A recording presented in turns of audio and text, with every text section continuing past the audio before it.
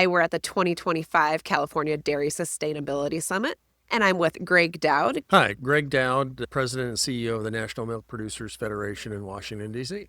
Okay, and you spoke this morning during the welcoming session.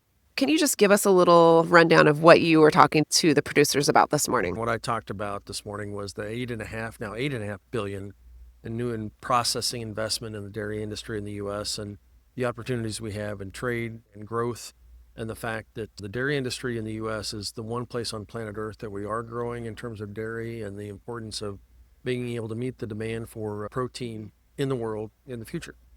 I do remember you talking a lot about protein this Yeah. morning. You also talked about Europe outdoing us in some aspects, and why is that? Actually, I was bashing on Europe a little bit.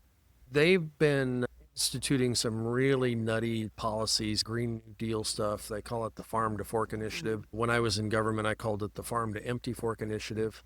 And so that's why you see farmers rioting in the street in Europe, and their dairy production is actually going down.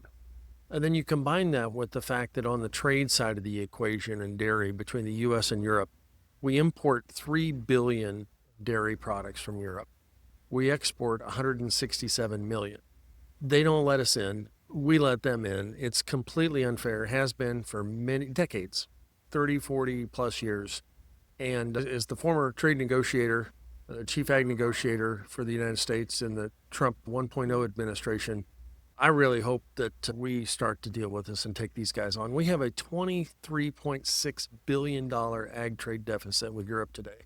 We sell them the same amount of ag products we did in 1980.